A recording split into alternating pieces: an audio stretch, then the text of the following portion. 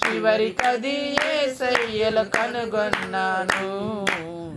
ఎంత మంచి దేవుడవయ్యా యేసయ్యా, బాధలన్నీ తీరేనయ్యా నిన్ను చేరినానా, బాధలన్నీ తీరేనయ్యా నిన్ను చేరినా.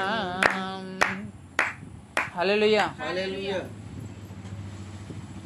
ఇక్కడ ఒక ఆయన ఉన్నాడంట, రాస్తున్న భక్తులు, ఆ పాట రాస్తున్న భక్తుడు ఏం చెప్తున్నాడంటే, నాకు సంతోషం ఎక్కడ దొరుకుతుంది, నాకు ప్రశాంతత శాంతి సమాధానం ఎక్కడ దొరుకుతుంది అనే డౌట్ అతనికి వచ్చి సంతోషం కోసము, తన జీవితంలో శాంతి ప్రశాంతత కోసము జగమంతా తిరిగినాడంట, ప్రపంచమంతా తిరిగినాడంట, ఎవరెవరినో అడిగినాడంట, తెలిసిన వారిని కనిపించిన వారిని అందరినీ అడిగినాడంట, నాకు సంతోషం ఎలాగొస్తుంది, నాకు శాంతి సమాధానం నా జీవితంలోకి ఎలాగొస్తుంది అని చెప్పేసి ప్రపంచమంతా వెతికినాడంట, దేశ విదేశాల్లో తిరిగినాడంట, కనిపించిన ప్రజలందరినీ అడిగాడంట, ఎక్కడ దొరకలేదంట.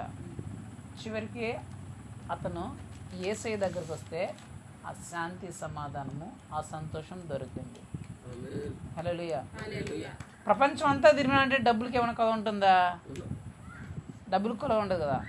జనులు అందరినీ అడిగాడంట, కనిపించిన వాళ్ళందరినీ అంట అడిగినాడు. వాళ్ళు ప్రైమ్ మినిస్టర్లు కావచ్చు, సీఎంలు కావచ్చు, పిఎంలు కావచ్చు, పెద్ద పెద్ద నాయకులు కూడా కావచ్చు. అంటే ఇతనికి పలుకుబడి కూడా ఉంది కదా, దాన్ని బట్టి ప్రపంచం అంతా తిరిగినాడు, డబ్బులు చాలా ఉంది, పలుకుబడి అంతా ఉంది. ఆ డబ్బులు ఆ పలుకుబడి అతనికి ఏమైనా సంతోషాన్ని ఇచ్చిందా? లేదంటే జీవితంలో శాంతిని సమాధానం ఇచ్చిందా?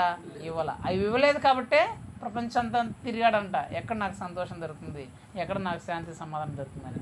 చివరికి అది యేసయ్యలో కనుగొన్నాడంట మొదటి వ్యక్తి. రెండో వ్యక్తి ఏంటంటే, ప్రేమ ఎక్కడ ఉంది, నన్ను ప్రేమగా పలకరించేవాళ్ళు, ఆప్యాయంగా చూసేవాళ్ళు, నాకు సహాయం చేసేవాళ్ళు, నాతో ప్రేమగా మాట్లాడేవాళ్ళు ఎక్కడ ఉంది, ఎక్కడ దొరుకుతుంది ఇది, నాకు క్షేమం ఎక్కడ దొరుకుతుంది, నన్ను కాపాడే తత్వం, నా మీద కుట్రలు కుతంత్రాలు లేకుండా నా దగ్గర మంచిగా ప్రవర్తించే ఆ ప్రవర్తన, నన్ను కాపాడే గుణం, నన్ను రక్షించే గుణం ఎవరి దగ్గర దొరుకుతుందని చెప్పి ఇతను వెతికాడంట. ప్రేమ కోసం వెతుకుతున్నాడు, క్షేమం కోసం వెతుకుతున్నాడు, ఒక ఆదరణ కోసం వెతుకుతున్నాడు. అంటే దాని అర్థం ఏంటి? తన కుటుంబం ఉంది, బంధువులు ఉన్నారు, స్నేహితులు ఉన్నారు, కానీ వెతుకుతున్నా అంటే దాని అర్థం ఏంటి? ఆ కుటుంబంలో ఉన్నా సరే ఆ కుటుంబంలో ప్రేమ దొరకల, ఆ కుటుంబంలో తనని ప్రేమగా మాట్లాడేవాళ్ళు, తన మీద ప్రేమ చూపించేవాళ్ళు దొరకల ఈ వ్యక్తికి. బంధువులు స్నేహితులు ఉన్నా కూడా సహాయం చేసేవాళ్ళు, ఆపదలు ఆదుకునే వాళ్ళు దొరకల, క్షేమం అనేది దొరకల. అందుకని ఇతను ఆ ప్రేమ కోసం, ఆ క్షేమం కోసం అంతా తిరిగినాడంట, అంతా వెతికినాడంట, కానీ ఎక్కడ దొరకలేదు. చివరికి అది మళ్ళీ యేసయ్య దగ్గరే దొరికిందంట. మూడో వ్యక్తి, సత్యం అనేది ఎక్కడ ఉందని, నిత్య జీవం ఎక్కడ దొరుకుతుందని. అంటే ఏది నిజం, ఏది అబద్ధం, ఏది నమ్మాలా, ఏది నమ్మకూడదు అనే డౌట్ ఇతనికి వచ్చేసిందంట. ఈ డౌట్ అతనికి వచ్చిందంటే దాని అర్థం ఏంటి? రకరకాల పరిస్థితులను చూసింటాడు, వేరే వాళ్ళు చెప్పిందో, లేకపోతే ఇతను వినిందో, లేకపోతే పెద్దల నుంచి వచ్చిన ఆచారాలు సాంప్రదాయాలు ఇతనన్నీ చూసింటాడు. కొన్నేమో అవునేమో ఇది నిజమేమో అన్నట్టుగా అనిపించుంటుంది, ఇంకొన్ని చూస్తే అరే అది అబద్ధమేమో ఇది నిజమేమో అన్నట్టు అనిపిస్తుంది. మళ్ళీ ఇంకొన్ని పరిస్థితులు చూసినప్పుడు ఇది అబద్ధమేమో అది నిజమేమో అన్నట్టు అనిపిస్తుంది. అంటే అతను చూసినోటి, అతను విన్నోటి, అతను నేర్చుకున్నోటి ఒకసారి నిజమేమో అనిపించేలాగా, ఒకసారి అబద్ధమేమో అనిపించేలాగా అనిపిస్తున్నాయి. ఇంకొకరు నిత్య జీవం కోసం చాలా రకరకాలుగా చేస్తుంటారు. అంటే నేను నిత్య జీవం అంటే ఏంటి? స్వర్గానికి వెళ్ళాలని, ఆ స్వర్గానికి వెళ్ళాలని రకరకాల ప్రయత్నాలు చేస్తుంటారు. ఇతను కూడా అరే స్వర్గం ఎలాగొస్తుంది, ఎలాగ దొరుకుతుందని చెప్పేసి వీళ్ళు దానాలు చేసే దగ్గరికి పోయినాడంట చూడడానికి. డబ్బులు దానాలు చేస్తుంటారు కదా, వీళ్ళు స్వర్గం దగ్గరికి పోతారేమో, వీళ్ళు మాత్రం దానాలు చేసేవాళ్ళేమో, బాగా డబ్బులు ఇచ్చేవాళ్ళు, అంతా ఖర్చు పెట్టేవాళ్ళు పరలోకం పోతారని అనుకుని వాళ్ళ దగ్గరికి పోతే, దానం చేస్తున్నాడు, డబ్బులు ఇస్తున్నాడు, సరే డబ్బులు ఇచ్చేవాడు పరలోకం పోతాడు అనుకుందాం, మరి తీసుకునేవాడు పోతాడు పోడా అనేది డౌట్ వచ్చింది. ఒకవేళ డబ్బులు ఉండేవాడే దానం చేసేవాడే పరలోకానికి పోయాడు అంటే మరి వాడికి డబ్బులు లేదు, మరి వాడికి పరలోకం లేదా అని డౌట్ వచ్చింది. అరే డబ్బులు తీసుకునేవాడే పరలోకం పోతే మళ్ళీ డబ్బులు లేని పరిస్థితి ఎట్లా, వాడు పరలోకం వద్దా, వాడికి అవసరం లేదు అంటే డబ్బులు లేని పరలోకం, డబ్బులు ఉంటేనా పరలోకం పోతారు, డబ్బులు లేని వాళ్ళు పరలోకం పోరా అని డౌట్ వచ్చేసింది. సరే ఇది కూడా ఏదో నాకు పరలోకాన్ని సంపాదిస్తుందేమో తెలియట్లేదు, ఇది ఏదో నాకు తెలియట్లేదు అని చెప్పేసి ఇంకో దగ్గరికి ఉన్నాడు. ఇంకో దగ్గరికి పోతే అక్కడ రకరకాల మునుగుతున్నారు, అందరూ వచ్చి ఎక్కడెక్కడ దేశాల నుంచి వచ్చి మునుగుతున్నారు, టికెట్లు పెట్టుకొని అందరూ వచ్చి మునుగుతున్నారు. ఓ ఈ నీటిలో మునిగితే మాకు అన్నీ ఉండేది పోయి పరలోకం పోతాము, స్వర్గాన్ని పోతారని వీళ్ళు నమ్ముతున్నారు కాబట్టి దేశాల నుంచి వచ్చి మునుగుతున్నారు. ఆహా అంటే ఇక్కడ మునిగితే పరలోకానికి పోతారా, మోక్షం దొరుకుతుందా, స్వర్గం పోతారా అని అనుకుంటే కొందరు ఇంట్లో బెడ్ మీదే ఉన్నారు, రోగాలతో పడి ఉన్నారు. కొందరు పేదవారిగా ఆ స్థలానికి చేరుకోలేని స్థితిలో ఉన్నారు డబ్బులు లేక. మరి వీళ్ళకి పరలోకం ఉంటుందా? వీళ్ళంటే డబ్బులు ఉన్నాయి, బాగా ఆరోగ్యంగా బలంగా ఉండరు, వీళ్ళందరూ వచ్చి మునుగుతా ఉంటారు కాబట్టి పరలోకం పోతారు. మరి రాలేని పరిస్థితి వాళ్ళకి పరలోకం లేదా? దేవుడు ఏమైనా పక్షపాత? అందరికీ ఒకేలాగా చూస్తారు కదా, మరి ఏంటి పరలోకం దీంట్లో నుంచి వస్తుందా అని మళ్ళీ అతనికి డౌట్ వచ్చేసింది. అరే పరలోకం ఎట్లా, డబ్బులోనే లేదు, ఇట్లా ఇలాంటిలో లేదు. కొందరు ఏం చేస్తుంటారు, మాకు పాపంలన్నీ పోవాలా, మేము పరలోకాన్ని స్వర్గాన్ని సంపాదించుకోవాలని చెప్పేసి రకరకాల బలులు హోమాలు చేస్తుంటారు, పొట్టేళ్ళు బలిస్తుంటారు, రకరకాల హోమాలు చేస్తుంటారు, పట్టు చీరలు పెడుతుంటారు. ఇతను అక్కడికి విన్నాడు, ఓహో బలులు ఇచ్చే దగ్గర, పొట్టేళ్ళు ఇచ్చే దగ్గర, పట్టు చీరలు ఇచ్చే దగ్గర ఇలా ఇస్తే పరలోకం పోతారేమో అని అనుకున్నాడు. ఆశపడ్డాడు, ఇక్కడ పోతే నాకు పరలోకం వస్తుంది, ఇక్కడ పోతాము, ఈ చేస్తే పరలోకం పోతాం అనుకున్నాడు. అక్కడ పోతే బళ్ళు ఇచ్చేవాడు బళ్ళు ఇస్తున్నాడు, అన్నీ చేస్తాడు, అన్నీ చూస్తున్నాడు. ఒక పేదవాడు అక్కడ నిలబడుకొని చూస్తూ ఉన్నాడు. ఎరా నువ్వు బళ్ళు లేదంటే అంత స్తోమత నాకు లేదు, ఆ పొట్టేళ్ళని కొనుక్కునేంత స్తోమత నాకు లేదు, పట్టు చీర పెట్టేంత స్తోమత నాకు లేదు, హోమాలు జరిపించేంత స్థాయి నాది కాదు, నేను ఎట్లా ఇచ్చేది అని చెప్పినాడు ఇతనికి. అతనికి మళ్ళీ డౌట్ వచ్చింది, అరే వీడు డబ్బులు ఉన్నాయి, వీడు పొట్టేళ్ళు అన్నీ డబ్బులు ఉన్నాయి కాబట్టి అన్నీ పెట్టి చేస్తున్నాడు, వీడు పేదవాడు, వీడికి స్తోమత లేదు, మరి వీడికి పరలోకం అవసరం లేదా? దేవుడు ఈ పొట్టేళ్ళు ఇవన్నీ హోమాలకు ఇచ్చేవాడికే పరలోకాన్ని తీసుకుపోతాడా? ఈ స్తోమత లేనివాడికి పరలోకం లేదా? దేవుడు అట్లా ఏమైనా చేసేవాడా అని మళ్ళీ డౌట్ వచ్చింది. అంటే ఈ డౌట్తో కన్ఫ్యూజ్ అయిపోయినాడు. ఇతను ఏమనుకున్నాడు, డబ్బులు ఇస్తే దానాలు చేస్తే పరలోకం వెళ్ళిపోతాడు, దానాల దగ్గరికి పోతే అక్కడ అడుక్కునేవాడు కూడా ఉన్నాడు. అప్పుడు చూసారే డబ్బులతో పరలోకం కాదు, డబ్బులతో సంబంధం లేదనుకున్నాడు. సరే అక్కడ పోయి మునిగితే ఆ పాపాలన్నీ పోయి పరలోకంలో పోతానా? అక్కడికి పోతే సరే ఇక్కడ మునిగే వాళ్ళు చాలామంది ఉన్నారు, కడుక్కునే వాళ్ళు చాలామంది ఉన్నారు, మరి మా ఇంట్లో వాళ్ళు రోగాలతో పడి ఉన్న వాళ్ళు ఇక్కడ రాని వాళ్ళ పరిస్థితి అరే అంటే ఇక్కడ మునిగినా కూడా పరలోకం రాదు. సరే ఇక్కడికి వచ్చి బలులు పూజలు హోమాలు అవన్నీ చేద్దాం, అవన్నీ చేస్తే పరలోకంకి వెళ్ళిపోతానేమో అని ఇక్కడికి వస్తే అక్కడ ఏ స్థాయి లేడోడు అక్కడ నిలబడుకున్నాడు.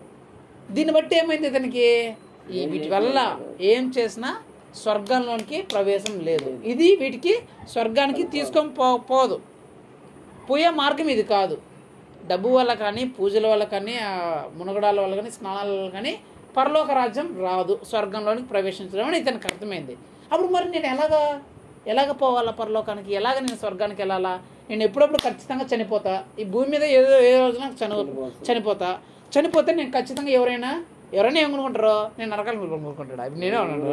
ఎవడైనా ఎంత దుర్మార్గమైనా చేయని, ఎంత పాపిస్ట్ అయినా చేయని, వాడు ఎంత నీచైనా బ్రతకని ప్రపంచం అందరూ వాడిని చూసి వీడు వేస్ట్, వీడు దుర్మార్గుడు, వీడు కసాయి, అది ఇది, వీడు చచ్చిపోతే నరకానికే పోతాడు అని ప్రపంచం అంతా చెప్పి వీడే అనుకుంటాడు. అమ్మో నేను చచ్చిపోతే నరకానికి పోకూడదు, స్వర్గానికి పోవాలి అనుకుంటాడా లేదా? ఎవడైనా వీడు కూడా అనుకుంటాడు కదా. అంటే చనిపోయిన తర్వాత ఎవడైనా సరే ఎక్కడ పోవాలనుకుంటాడు? స్వర్గానికే పోవాలనుకుంటాడు. అప్పుడు మరి స్వర్గానికి మార్గం ఎట్లాగా అనేది నీకు డౌట్ వచ్చింది. అప్పుడేం చేసినాడు, అన్నీ చూసినాడంట. చివరికి అక్కడ ముగ్గురు రాయబడి మాట చివరికి అది యేసయ్యలో కనుగొన్నాను. ఫస్ట్ ఏమో సంతోషము సమాధానం ఎక్కడుందని ప్రపంచం అంతా ఎత్తినాడంట, జనులందరినీ అడిగాడంట. చివరికి యేసయ్య దగ్గరికి వచ్చినాడంట, చివరిగా ఏడు దొరుకుతుందేమో అని వచ్చినాడంట, కనుగొన్నాడంట. రెండోవాడు ప్రేమ అనేది ఎక్కడ ఉంటుంది, క్షేమం అనేది ఎక్కడ ఉంటుందని బంధువులు, స్నేహితులు, కుటుంబ సభ్యులు అంతా ఎత్తికేసినాడంట, ఎక్కడ దొరకలేదంట. చివరికి అది యేసయ్య దగ్గర కనుగొన్నాడంట. మూడోవాడేమో సత్యం అనేది ఎక్కడుంది, నిజమేది అబద్ధమేది తెలుసుకోవాలనే కోరికతో ఇంకొకడు స్వర్గానికి వెళ్ళాలంటే ఏది మార్గం అనే ఆ మార్గాన్ని కనుక్కోవడానికి ఎక్కడెక్కడో ఏమేమో చేసినాడంట, ఎందరికో మొక్కాడంట, ఏమేమో చేసినాడంట. చివరికి యేసయ్యలో కనుగొన్నాడంట. ఈ ముగ్గురు ఫస్ట్లో ఏమేమో చేశారు, ముగ్గురు ఏమేమో చేశారు, ఎన్నెన్నో వెళ్తారు. కానీ చివరిగా ఇంకే ఆప్షన్ లేదు, మేము అన్నీ చూసేసాం, ఇంకెక్కడ మాకు దొరకలేదు. అయితే ఈయన ఎవరో ఉన్నారంట, ఆయన దగ్గరికి ఒకసారి చూద్దాము అని వచ్చారు. జస్ట్ అన్నీ చూసేసినాం కదా, అన్నీ వెతికేసినాం, అన్నీ చూసినాం, ఇది చూద్దాం, ఇంకా లాస్ట్ మిగిలింది ఇదే కదా, ఎందుకు ఇక్కడికి వద్దాము, చూద్దాం, తెలుసుకుందాం. ఇక్కడికి వస్తే ప్రపంచం అంతా ఎతికినా దొరకని సంతోషము, సమాధానము యేసయ్య దగ్గర దొరికిందంట. కుటుంబం అంతా వెతికిన, బంధువుల స్నేహితులు అంతా వెతికిన ఆ కనిపించిన ఆ ప్రేమ, ఆదరణ, ఆ జాలి, ఆ కనికరం గుణము, ఆ క్షేమ గుణము, తనను కాపాడే గుణం ఎక్కడ దొరికిందంటే యేసయ్యలో దొరికిందంట. ప్రపంచం అంతా ఎతికినా, ఎవరెవరో ఎతికినా, ఏ గుళ్ళు గోపురాలు పుణ్యక్షేత్రాలు అన్నీ తిరిగినా దొరికిన సత్యము, ఆ నిజము, ఆ పరలోకానికి మార్గము, ఆ స్వర్గానికి మార్గం ఎక్కడ దొరికిందంట? యేసయ్య దగ్గరికి దొరికిందంట. అది ఎలా దొరికింది, వాళ్ళు ఎలా సంపాదించుకున్నారంటే మనం రాబోయే రోజుల్లో తెలుసుకుందాం. వాళ్ళకి ఎలా భక్తులు అవి కనుగొన్నారు, అవి ఎలా వాళ్ళకి వచ్చాయి అనేది మనం ప్రతి శుక్రవారం ఇక్కడ ప్రార్థన ఉంటుంది కాబట్టి తెలుసుకుందాం. ఈరోజు నేను అది ఎందుకు చెప్పానంటే ఆ పాటలో ఆ భక్తులు ఏం చేశారనేది, తర్వాత వాళ్ళకి ఎలా దొరికింది అనేది మనం చూసుకున్నాం. రాబోయే రోజుల్లో సంతోషం ఎలా వాళ్ళకి దొరికింది, జగమంతా వెతికినా దొరికిన సంతోషం యేసయ్యలోకి రాగానే ఎలా దొరికింది వాళ్ళకి. బంధువులు, స్నేహితులు, కుటుంబ సభ్యులు మొత్తం వెతికినా సరే దొరకని ఆ ప్రేమ, ఆదరణ, ఆ క్షేమం అనేది యేసయ్య దగ్గర ఎలా దొరికింది. ప్రపంచం అంతా ఎతికినా, ఎన్ని గుళ్ళు గోపురాలు పుణ్యక్షేత్రాలు అన్నీ తిరిగినా, ఏ బలులు అన్నీ అర్పించినా దొరకని ఆ పరలోకానికి మార్గము, ఆ సత్యము యేసయ్య దగ్గర ఎలా దొరికింది, అది నిజమేనా, వాళ్ళకి నిజంగానే దొరికిందా అనేది మనం రాబోయే రోజుల్లో తెలుసుకుందాం. సరేనా? ఈరోజు దేవుడు మనందరితో ఏం మాట్లాడతాడో ఒక కొద్ది నిమిషాలు, ఒక 5-6 నిమిషాలు మాట్లాడి దేవుడు ఈరోజు మనందరికీ ఏం చెప్తున్నాడో మనం వినేసి దేవుని మాటలు తెలుసుకొని, దేవుడు మనకి ఏం చెప్తాడో మనం తెలుసుకొని మనం బయలుదేరాం. సరేనా? ఒక మాట, ఇర్మియా గ్రంథం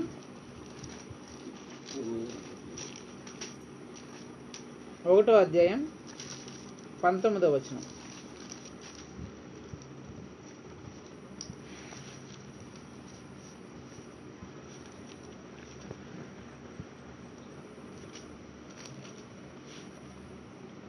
వారు నీతో యుద్ధము చేతురు గాని నిన్ను విడిపించుటకు నేను నీకు తోడై ఉన్నందున వారు నీ పైన విజయము పొందజాలరు. హల్లెలూయా. ఇదే యెహోవా వాక్కు. హల్లెలూయా. హల్లెలూయా.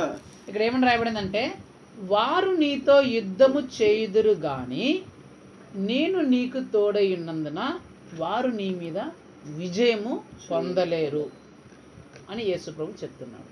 ఇది యెహోవా మాట.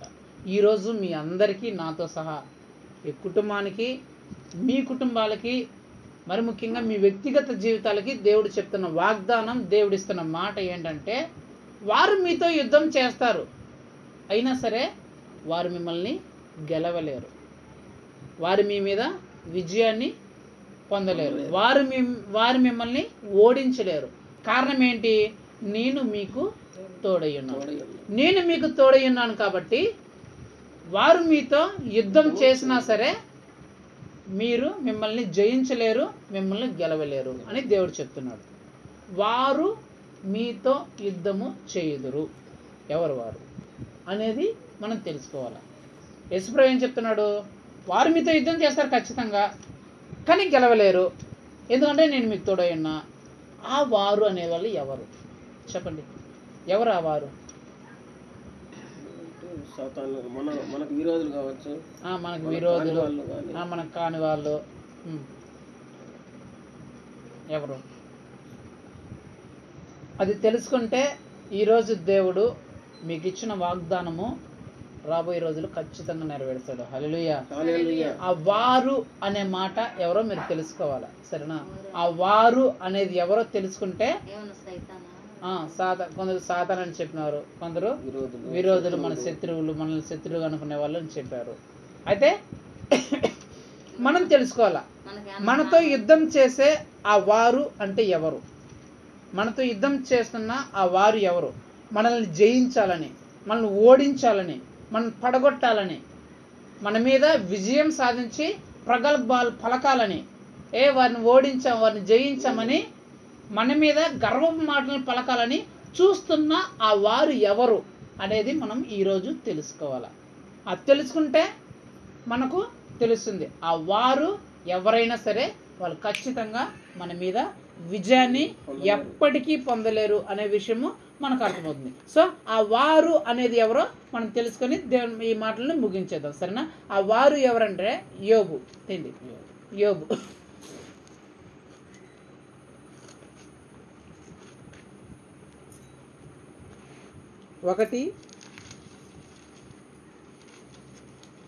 ఒకటో అధ్యాయం 13వ వచనం, 13, 14, 15. ఒక దినమున యోబు కుమారులను కుమార్తెలను తమ అన్న ఇంట భోజనము చేయుచు ద్రాక్షారసము పానము చేయుచుండగా ఒక దూత అతని యొద్దకు వచ్చి, ఎద్దులు నాగలి దున్నుచు గాడిదలు వాటి సమీపమున మోయుచుండగా షేబాయియులు వారి మీద పడి వారిని పట్టుకొని పోయి ఖడ్గముతో పనివారిని హతము చేసిరి. జరిగినది నీకు తెలియజేయుటకు నేనొక్కడనే తప్పించుకొని వచ్చి ఉన్నానెను. చాలు. హల్లెలూయా. హల్లెలూయా. ఇక్కడ మీకు జరిగిన సంభవం, మనకు సమయం ఎక్కువ లేదు కాబట్టి నేను ఇక్కడ ఏముందో, ఇక్కడ ఏం రాయముందో మీకు మొత్తం చెప్పేస్తాను, సరేనా? ఇక్కడ యోబు అనే ఒక వ్యక్తి ఉన్నాడు. ఈ యోబు అనే వ్యక్తి ఎవరంటే యేసుక్రీస్తుని నమ్ముకున్న వ్యక్తి. ఎవరు? యేసుక్రీస్తుని నమ్ముకుని ప్రతిరోజు ప్రార్థన చేసేవాడు. ఎవరి కోసం అంటే తన కోసం, తన కుటుంబం కోసం, తన పిల్లల కోసం ప్రతిరోజు ప్రార్థన చేసే వ్యక్తి. మంచి ఆ దేశంలోనే ఐశ్వర్యవంతుడు, ధనవంతుడు అయినా సరే ప్రతిరోజు తన కోసము, తన కుటుంబం కోసం, తన పిల్లల కోసం ప్రార్థన చేస్తుండేవాడు. ఇక్కడ జరిగిన సమయం ఏంటంటే ఒకరోజు పొలంలో పని చేస్తుంటే ఆ పొలంలో నుంచి ఒకడు పరిగెత్తుకుంటూ వచ్చి ఈ యోబుతో ఒక మాట చెప్తున్నాడు. ఏమనంటే, అయ్యా, ఇది చెప్పడానికంటే ముందు యోబు ఎంత ధనవంతుడు అంటే అతనికి ఆ కాలంలోనే 7,000 గొంటెలు, 7,000 గొంటెలు, 1,00,000 గొర్రెలు, 500 ఆవులు, 1000 పశువులు, ఇట్లా గాడిదలు రకరకాలుగా ఉండేవాడు. అంత ఐశ్వర్యవంతుడు. ఒకరోజు ఏం చేశాడంటే ఒక దూత తన పొలంలో నుంచి పరిగెత్తుకుంటా యోబు దగ్గరికి వచ్చి యోబుతో ఏం చెప్తున్నాడంటే, అయ్యా, వేరే దేశం నుంచి శత్రువుడు వచ్చి నీకు కలిగిన సమస్తాన్ని అంతటినీ ఎత్తుకొని వెళ్ళిపోయారు. అడ్డం వచ్చిన నీ పని మనుషులందరినీ చంపి పారేసరయ్యా, నేను ఒక్కడనే మిగిలి ఉన్నాను. అంతా నీకేమైతే ఉందో సర్వ సంపద మొత్తము ఎత్తుకొని వెళ్ళిపోయారు. నీకున్న పశువులు, గొర్రెలు, ఆవులు, ఎద్దులు, గాడిదలు అన్నిటినీ తీసుకుని వెళ్ళిపోయారు. నీకున్న పని మనుషులు కూడా అందరినీ చంపేశారు ఒకరికొకరు లేకుండా. నేను ఒక్కడనే మిగిలి ఉన్నాను అని చెప్పాడు. అయ్యో, ఎంత పని అయిపోయిందని చెప్పేసి ఈయన దిగాలుగా కూర్చుండేసినాడు. అప్పటికప్పుడే కూలిపోయినాడు. అరే, ఎంత పరిస్థితి వచ్చిందని కూలిపోయాడు. ఇతను కూలిపోయిన ఒక 10 నిమిషాలకి ఇంకొక వ్యక్తి పరిగెత్తుకుంటూ వచ్చినాడు. అతను ఎక్కడి నుంచి వచ్చాడంటే వాళ్ళ పిల్లలకి ఇల్లు కట్టించినాడు, పెద్ద పెద్ద రాజభవనాలు కట్టించుంటే అక్కడి నుంచి ఒక వ్యక్తి పరిగెత్తుకొచ్చాడు. ఈ బాధలో యోబు ఉంటే అతను వచ్చి ఏం చెప్తాడంటే, అయ్యా, ఇప్పుడే భూకంపం వచ్చి ఆ ఇల్లు అన్నీ కూలిపోయి నీ బిడ్డలందరూ చచ్చిపోయారు. 3 కుమార్తెలు, 7 కుమారులు, అది కూడా వయసుకు వచ్చిన కుమారులు, 25 సంవత్సరాలు యవ్వన ప్రాయంలోకి వచ్చినారు, చేతికి అందని బిడ్డలు చచ్చిపోయారయ్యా అని చెప్పారు.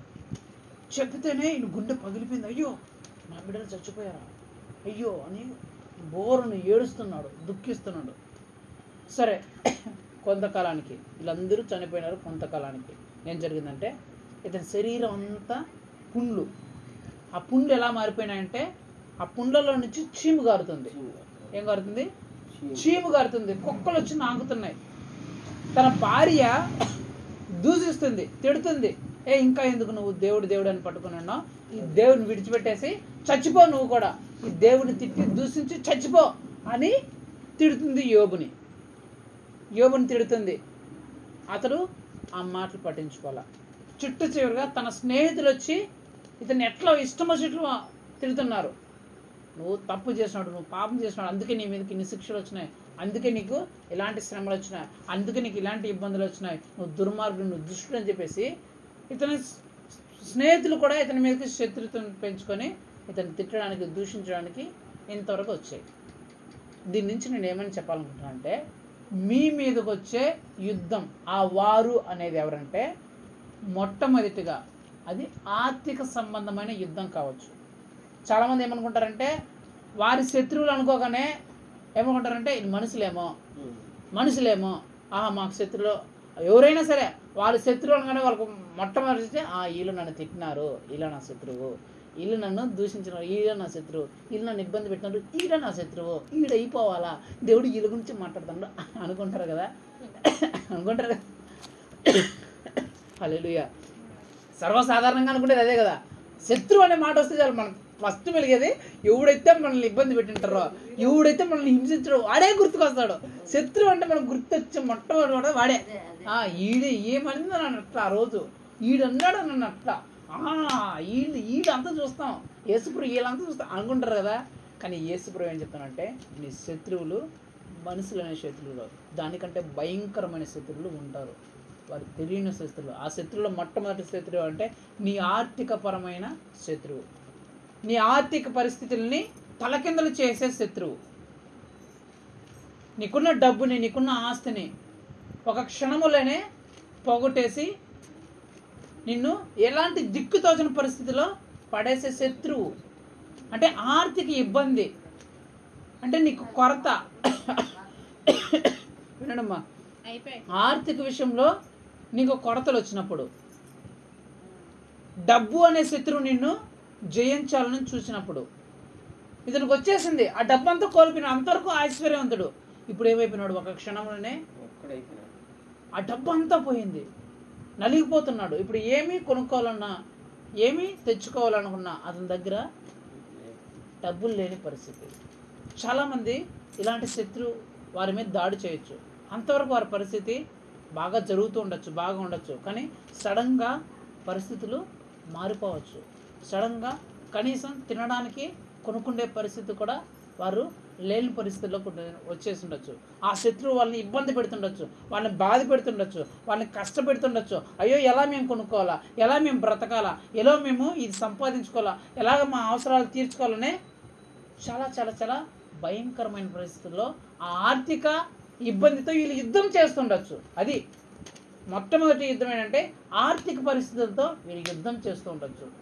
ఆర్థిక పరిస్థితి వీళ్ళు జయించాలి, వీళ్ళు ఓడించేయాలి, ఇలాంటి ఆర్థిక పరిస్థితుల్లో వీళ్ళు కృంగజేయాలి అని చూస్తూ ఉండొచ్చు.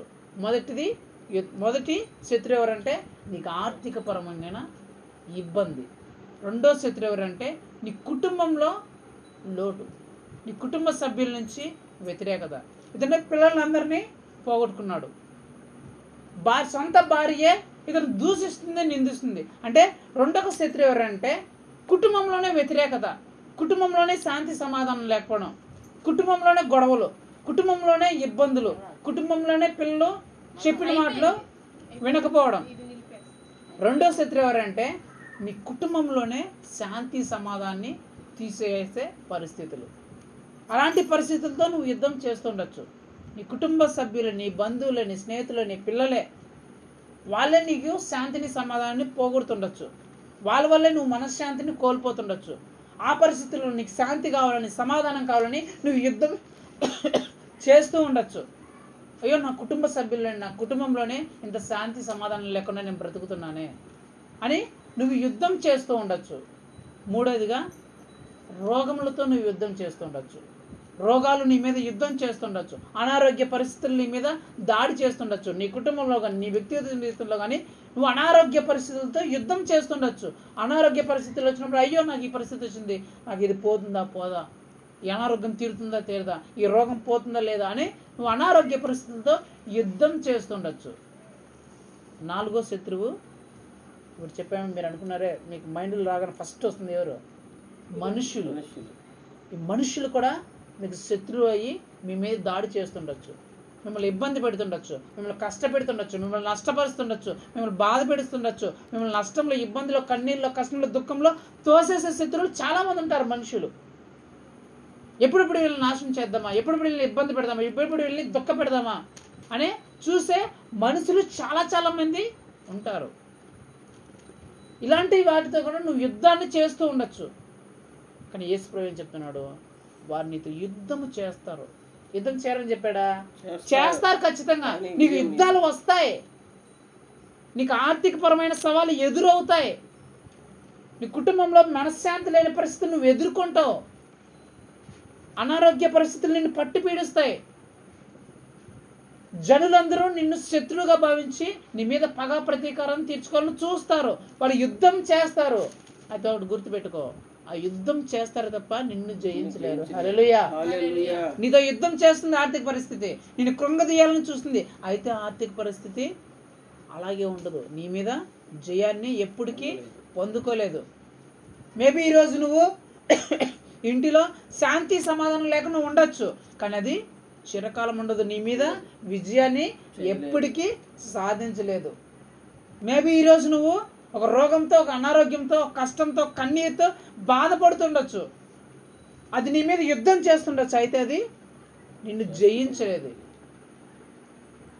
అనేక శత్రువులను చూసి నవ్వుతూ ఉండొచ్చు. నువ్వు పడే బాధని, నువ్వు పెట్టే కన్నీరుని, నువ్వు పడే బాధని, కష్టాన్ని, నువ్వు పడే కన్నీరు అన్నిటిని చూసి వారు నవ్వుతూ ఉండొచ్చు, వెక్కిరిస్తూ ఉండొచ్చు, వారు గర్వపడుతుండొచ్చు. వాళ్ళు ఇప్పుడు ఇబ్బంది పడుతున్నారు, వాళ్ళు ఏడుస్తున్నారు, వాళ్ళు సంతోషిస్తుండొచ్చు, కానీ వారి సంతోషం చిరకాలం నిలబడదు. యుద్ధాన్ని చేస్తారు కానీ అంతిమ విజయం ఎవరిదంట? నీదే. నీ ఆర్థిక పరిస్థితి ఈరోజు లేకపోయినా ఒక రోజు అందరికీ పెట్టే స్థాయికి నేను దేవుడు తీసుకెళ్తాడు. నీ కుటుంబంలో శాంతి సమాధానం, నీ పిల్లల విషయంలో నీకు శాంతి సమాధానం ఈ రోజు లేకపోయినా ఒక రోజు సముద్రాల్లో ఒక దెబ్బతో, ఒక మాటతో తుఫాను అణిచిన అంత సమాధానము నీ కుటుంబంలో, నీ వ్యక్తిగత జీవితంలో, నీ పిల్లల జీవితంలో దేవుడు నీకు ఇస్తాడు. ఈరోజు నీ అనారోగ్య పరిస్థితి, నీ ఆరోగ్య పరిస్థితి ఎంత దారుణంగా ఉన్నా సరే ఒకరోజు దేవుడు నేను గొప్ప ఆరోగ్యవంతులుగా మారుస్తాడు.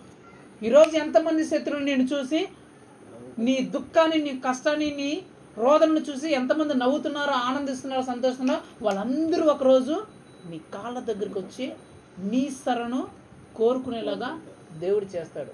ఇక్కడ యోబు, మన జీవితంలో లాస్ట్గా యోబు గురించి చదివితే యేసు ప్రభు యోబును మొదట ఆశీర్వదించిన దానికంటే రెండింతలుగా ఆశీర్వదించును. అతనికి 14,000 ఎద్దులను, 2 లక్షల గొర్రెలను, 1000 జతల ఎడ్లను, 2000 జతల ఆడుగాడిదలను, అంటే తర్వాత మళ్ళీ 10 మంది పిల్లల్ని ఇచ్చాడంట. అంటే ముందు ఉన్న పరిస్థితి కంటే ఇప్పుడు యోబు పరిస్థితి ఏమైంది? డబుల్ అయింది. ఏమైంది? అవన్నీ యుద్ధం చేసినాయా లేదా? ఆర్థిక సమస్య యుద్ధం చేస్తుందా లేదా? శాంతి లేని పరిస్థితులు, అసమాధానం యుద్ధం చేస్తుందా లేదా? అనారోగ్య యుద్ధం చేస్తుందా లేదా? శత్రువు యుద్ధం చేస్తుందా లేదా? వీళ్ళందరూ చేశారు, కానీ చివరి విజయం ఎవరు దొరికింది? యోబుకే దొరికింది. ఆశీర్వదించాడు రెండింతలుగా. అప్పుడున్న ధనవంతుడు కంటే ఇప్పుడు 2 ధనవంతుడు అయ్యాడు. అప్పుడున్న పిల్లల కంటే ఇప్పుడు మళ్ళీ 10 మంది. అప్పుడు 10 మంది స్వర్గానికి వెళ్ళారు, ఇప్పుడు 10 మంది పుట్టారు. తర్వాత ఆరోగ్యం పసిపిల్లల శరీరం వల్లే మారిపోయిందంట. ఎవరైతే తనని నిందించారో, దూషించారో వాళ్ళకి యేసు ప్రభువు చెప్తున్నాడు, రే మీరు ముగ్గురు యోబు దగ్గరికి వెళ్ళి ప్రార్థన చేసుకుంటే తప్ప మీరు బ్రతకరు, నేను మిమ్మల్ని బ్రతకన్నాను పోండి. నా సేవకుడైన యోబుని మీరు దూషించారు కదా, ఆ సేవకుడైన యోబు మీకు ప్రార్థన చేస్తే తప్ప మీ మీద శిక్ష రాకుండా నేను వదలను. కాబట్టి మీరు పరిగెత్తుకుంటూ వెళ్ళి యోబు కాళ్ళ మీద పడండి అని చెప్పండి. ఎవరైతే శత్రువుగా చూస్తున్నారో, ఎవరైతే యోబు పరిస్థితిని చూసి సంతోషించి ఆనందించారో వాళ్ళు ఇప్పుడు ఎవరి కాళ్ళ దగ్గరికి వస్తున్నారు? యోబు కాళ్ళ దగ్గరికి వచ్చి యోబు ప్రభువా వీళ్ళని క్షమించంటేనే వీళ్ళు క్షమించబడతారు. లేదంటే వీళ్ళ పరిస్థితి ఘోరంగా మారిపోతుంది. అంటే నిన్ను ఇబ్బంది పెడుతుండొచ్చు, ఈరోజు ఒకరు నిన్ను బాధ పెడుతుండొచ్చు, నీ కన్నీరు తెప్పిస్తుండొచ్చు, కానీ రాబోయే రోజుల్లో నీకు జరిగేది ఏంటంటే నీ కాళ్ళ దగ్గరికి వాళ్ళు వచ్చి నీ శరణను వాళ్ళు కోరుకుంటారు. అయ్యా నీవే నాకు దిక్కు, నువ్వే నాకు ఆశ్రయం, నువ్వు చెప్తేనే నేను బ్రతుకుతా, నువ్వు నాకు ప్రార్థన చేయి, నువ్వు మా ఇంటికి రా అని నీ దగ్గరికి పరిగెత్తుకుంటా వచ్చేలాగా దేవుడు చేస్తాడంట. ఎందుకు ఇవన్నీ చేస్తాడు? ఎందుకు చేస్తున్నాడంట? నేను నీకు తోడయ్యున్నాను. హల్లెలూయా. నేను నీకు తోడయ్యున్నాను కాబట్టి నీకు ఇవన్నీ విషయాల్లో విజయాన్ని నేనే ఇస్తాను.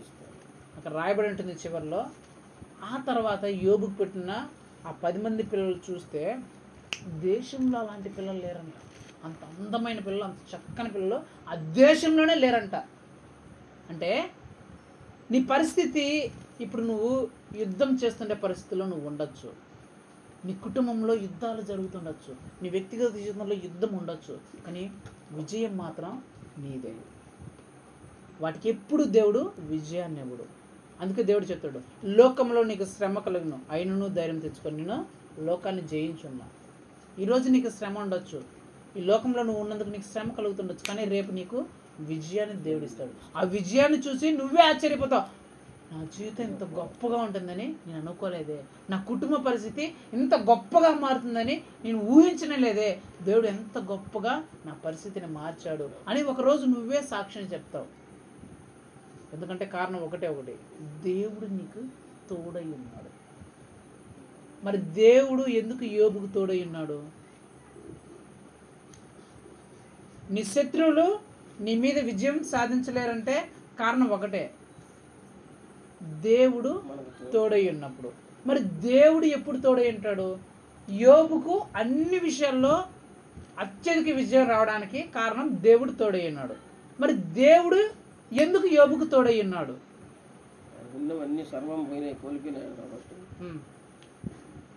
సర్వాన్ని కోల్పోయిన కాడి దేవుని దూషించలేదు, నిందించలేదు, స్తోత్రం చెప్పినాడు ఒకటి. ఇంకా అది మీరు తెలుసుకుంటే మనం ప్రార్థన ముగించేస్తాం. దేవుడు కష్టాలు వచ్చినా దేవుణ్ణి వదలలేదు కాబట్టి ప్రార్థన చేస్తూనే ఉన్నాడు. ఎన్ని కష్టాలు వచ్చినా దేవుణ్ణి వదలలేదు కాబట్టి ప్రార్థన చేస్తున్నాడు కాబట్టి. ఇంకా ఎందుకు వదలలేదు? ఎందుకు దేవుడు యోబుకు తోడై ఉన్నాడు అంటే, చాలామంది ఏం చేస్తారు, కష్టంలో వచ్చినప్పుడు, శ్రమలు వచ్చినప్పుడు యేసయ్య యేసయ్య స్తోత్రం స్తోత్రం, నాకు యేసయ్య కష్టాలు చేసింది చెప్పి దేవుడు గుర్తొస్తారు, అంతే కదా. యేసు ప్రభు సాధారణంగా మనుషులకి ఏదైనా కష్టమో, బాధో, దుఃఖమో, ఇబ్బందో ఏదైనా వస్తేనే యేసు ప్రభు గుర్తొస్తాడు. బాగా సంతోషంగా సమాధానంగా బాగా డబ్బులు ఉండే పరిస్థితి, బాగా శాంతి సమాధానం ఉంటే యేసు ప్రభు గుర్తుకు రాడు. కానీ యోబు పరిస్థితి చూడండి, స్టార్టింగ్లో మనం చేస్తే ఆ దేశం అంతటిలో యోబు కంటే ధనవంతుడు ఎవరు లేరు. డబ్బులు ఉండాలి, పని మనుషులు ఉన్నారు, అంటే పని మనుషులు ఉన్నారు, డబ్బులు ఉన్నాయి, ఆస్తి ఉంది, పలుకుబడి ఉంది, గొప్ప వ్యక్తే. కానీ ఎన్ని ఉన్నా సరే ప్రార్థన చేయడం మానలా. ప్రతిరోజు ప్రార్థన చేశాడంట. ఎన్ని ఉన్నా సరే, నేను ఐశ్వర్యవంతుని, నేను ధనవంతుని, నా దగ్గర పని మనుషులు వాళ్ళందరూ ఉన్నా సరే తన ప్రార్థన చేయడాన్ని ఎట్టి పరిస్థితుల్లో వదలలేదు. నాకు అన్నీ ఉన్నాయి కదా, నాకేం కొత్త ఉంది, ప్రార్థన చేసుకోకపోతే ఏమైంది అని అనుకోరా. ప్రతిరోజు ప్రతి ఉదయం అరుణోదయమునే లేచి ఒక్కొక్కరి కోసం బలి అర్పించాడు. అసలు యోబుకు అవసరమా ప్రార్థన చేయాల్సిన అవసరం ఉందా? అన్నీ ఉంటాయి కదా, అన్నీ ఉంటే ఎవరైనా ప్రార్థన చేస్తారు? మీరే చూస్తుంటారు కదా, నాకేం అన్నీ ఉంటాయి నేను కొనుక్కుంటా అంటారు కదా. యోబుకి ఏమైనా అవసరం ఉందా? ప్రార్థన చేసే అవసరం ఏమైనా ఉందా? కానీ ప్రతిరోజు ఏం చేశాడంట? ప్రార్థన చేశాడంట. అంటే ప్రతిరోజు దేవునితో సహవాసం కలిగి ఉన్నాడు కాబట్టి దేవుడు ఎల్లప్పుడూ తోడై ఉన్నాడు. ఇతను ఎలాంటి పరిస్థితిలో ఉన్నా సరే యోబు ప్రతిరోజు దేవునితో సహవాసం కలిగి ఉన్నాడు కాబట్టి ఇతని పరిస్థితి ఎలాగున్నా సరే దేవుడు యోబుకు తోడైండి అతని పరిస్థితులన్నింటినీ మార్చిపారేశాడు. సంతోషంలో ఉన్నప్పుడు దేవుడు యోబుతో తోడై ఉన్నాడు, తన దుఃఖంలోను కష్టంలోను దేవుడు యోబుకు తోడై ఉండి ఆ దుఃఖ పరిస్థితులన్నింటినీ ఒక క్షణంలోనే, ఒక దెబ్బలోనే మార్చిపారేశాడు. నేనేం చెప్పాలనుకుంటున్నా అంటే, యోబు సపోజ్ ఆ పరిస్థితి వచ్చిన కాలము ఒక 50 సంవత్సరాల తర్వాత వచ్చింది అనుకుందాం యోబుకి. అంటే ఈ 50 సంవత్సరాలు ప్రతిరోజు దేవుడితో ఉన్నాడు, అంతా ఆస్తిని అంతటినీ అనుభవించినాడు కదా 50 సంవత్సరాలు. 50 సంవత్సరాల నుంచి ఈ కష్టకాలం 3 సంవత్సరాలు అనుకుందాం, 3 సంవత్సరాలు పోయింది అనుకుందాం. 3 సంవత్సరాల కష్టకాలం వచ్చింది. తర్వాత 3 సంవత్సరాల తర్వాత మళ్ళీ అతని పరిస్థితి డబుల్ అయింది. ఇప్పుడు నేనేం చెప్పాలనుకుంటున్నా అంటే, అన్నీ ఉన్నప్పుడు ఎట్లున్నాడో పోయినప్పుడు కూడా పోయిన పరిస్థితుల్లో కూడా యేసు ప్రభుతో సహవాసాన్ని విడిచిపెట్టలేదు. ఆ తర్వాత రెట్టింపు దాన్ని పొందుకున్నాడు. నేనేం చెప్పాలనుకుంటున్నానంటే, నీకొచ్చే శ్రమ, నీకొచ్చే కష్టము కొంత సమయమే, నీకొచ్చే యుద్ధము పోరాటము కొంతకాలమే. అయితే నువ్వు ఆ కొంతకాలం దేవునితో ఉంటున్నావా? ఆ కొంతకాలం దేవుని సహవాసంలో నువ్వు ఉంటున్నావా? ఆ ముందు వరకు నువ్వు ఉన్నావు, నీ పరిస్థితి అంతా బాగున్నప్పుడు, నీ స్థితి అంతా బాగున్నప్పుడు యేసు ప్రభుతో బాగానే ఉన్నావు, చర్చికి వస్తున్నావు, ప్రార్థనకు వస్తున్నావు, అన్నీ వస్తున్నావు. కొంచెం పరిస్థితి అటు ఇటు అయినప్పుడు నువ్వేం చేస్తున్నావు? యేసు ప్రభు దగ్గరతో ఉన్నావా? సహవాసం చేస్తున్నావా? తర్వాత నీ స్థితి గొప్పగా మారిన తర్వాత యేసు ప్రభుతో సహవాసం కలిగి ఉన్నావా? యేసు ప్రభు ఎవరికి తోడై ఉంటాడంటే, వాడి పరిస్థితి ఎలాగున్నా సరే, అన్నీ ఉన్న పరిస్థితి ఉన్నా సరే, ఏమి లేని పరిస్థితి ఉన్నా సరే, పరిస్థితి ఎలాగున్నా సరే, పరిస్థితితో సంబంధం లేకుండా ఎవరైతే యేసు ప్రభుతో ప్రతిరోజు సహవాసం కలిగి ఉంటారో, ప్రార్థన ద్వారా, వాక్యం ద్వారా, వాక్యం వినడం ద్వారా, దేవుని పాటలు పాడుకోవడం ద్వారా, దేవుని సేవకులు పిలిపించుకొని దేవుని మాటలు వినడం ద్వారా, టీవీలో వాక్యం చూడడం ద్వారా, ఎవరైతే దేవునితో ప్రతిరోజు ఏదో ఒక విధంగా సహవాసంలో ఉంటారో వారితోనే దేవుడు తోడై ఉంటారు. హల్లెలూయా. వారితోనే దేవుడు తోడై ఉంటారు. వారి మీదకి ఎలాంటి యుద్ధం వచ్చినా, ఎలాంటి సమయంలో వచ్చినా, ఎలాంటి పరిస్థితిలో వచ్చినా ఆ విజయం మాత్రం దేవుడు వీళ్ళకి ఇస్తాడు తప్ప ఆ యుద్ధం చేసే వ్యక్తులకి, ఆ శత్రువుకు ఎట్టి పరిస్థితుల్లోనూ ఇవ్వడు. అర్థమైందా? సో ఇప్పుడు దేవుడు ఎవరికి తోడై ఉంటాడు చెప్పండి? ప్రతిరోజు ఎవరైతే దేవునితో సహవాసం కలిగి ఉంటారో వారితో, వాక్యంతో కావచ్చు, ప్రార్థనతో కావచ్చు, బైబిల్ చదవటం కావచ్చు, దేవుని మాటలు వినటం కావచ్చు, ఏదో ఒక రకంగా ప్రతిరోజు దేవుడితో సహవాసం, దేవుడితో మాట్లాడుతుండాలి. ఒకటి అలా మాట్లాడుతుంటే దేవుడు వారికి తోడై ఉంటాడు. దేవుడు వారికి తోడై ఉంటే కలిగేదేంటి? ఎలాంటి యుద్ధాలు వచ్చినా వాళ్ళు జయించలేరు, వారు మనల్ని ఓడించలేరు. కాబట్టి ఈరోజు మనం ఒక నిశ్చయత తీసుకోవాలి. అదేంటి? ప్రభువా, నా మీదకి అనేక యుద్ధాలు వచ్చాయి, ఆర్థికపరమైన యుద్ధాలు వచ్చాయి, కుటుంబంలో శాంతి సమాధానం లేని పరిస్థితులు వచ్చాయి, పిల్లలు చెప్పిన మాట అయిన పరిస్థితి, పిల్లలే పట్టించుకునే పరిస్థితి వచ్చింది, పిల్లల్లోనే కుటుంబంలోనే తిరుగుబాటు వ్యతిరేకత పరిస్థితులు వచ్చాయి, వ్యాధులు రోగాలు నన్ను కృంగదీసే యుద్ధం నా మీదకి వచ్చింది, మనుషులు నన్ను శత్రువుగా భావించి నన్ను కష్టంలోకి పడివేసే పరిస్థితి నాకు వచ్చింది. అయితే నేను నమ్ముతున్నానయ్యా, నువ్వు నాకు తోడై ఉన్నావు. వచ్చిన యుద్ధం అంతటి మీద నువ్వు నాకు విజయాన్ని ఇవ్వబోతున్నావు. నేను ఆ విజయాన్ని చూడబోతున్నాను. గొప్ప దేవా, నాకు ఆ విజయాన్ని దయచేయండి. నాకు ఆ విజయాన్ని ఇచ్చి గర్విస్తున్న ఆ శత్రువును నా పాదముల కింద చితగ్గొట్టే కృపను నాకు అనుగ్రహించండి. అలా నేను విజయాన్ని పొందినట్లు, నీవు నాకు తోడై ఉన్నట్లు ప్రతిరోజు నీతో నేను సహవాసం చేయడాన్ని నాకు నేర్పించండి అయ్యా అని మనం ప్రార్థన చేస్తున్నాం. సరేనా? ప్రార్థన చేస్తున్నాం. కళ్ళు మూసుకోండి.